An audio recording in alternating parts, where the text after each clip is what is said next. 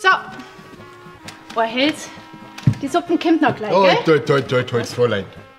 Ja, sag mal, hast du was an die Ohren? Ich hab vielleicht kein Holz bestellt, ich wollte ein dunkles. Also, weißt du was? Jetzt hast du ein dunkles. Prost! Glaubst du, dass ich Samstag auf die Nacht und es kommt nur Scheißdreck im Fernsehen? Das gibt's doch gar nicht dahin.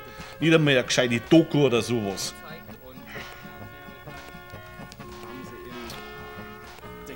Dann schalt halt aus. Vielleicht fällt uns zwar was ein, was wir miteinander machen könnten, ha? Ohne Fernseher, den brauchen wir nicht. Haben wir früher auch nicht gebraucht. Ui, schau hin, der aserbaidschanische Mistkäfer.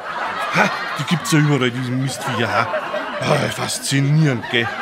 Boah. Absolut faszinierend, ja. Absolut.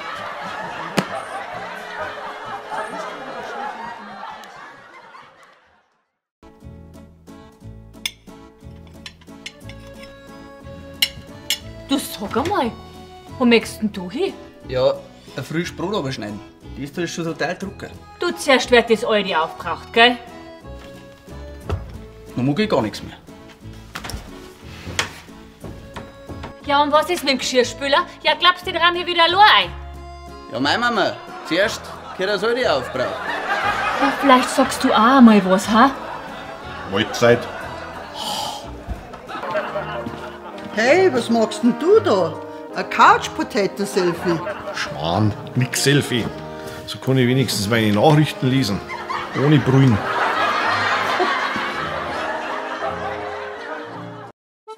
Bayern Comedy wird unterstützt durch die private Landbrauerei Schönram.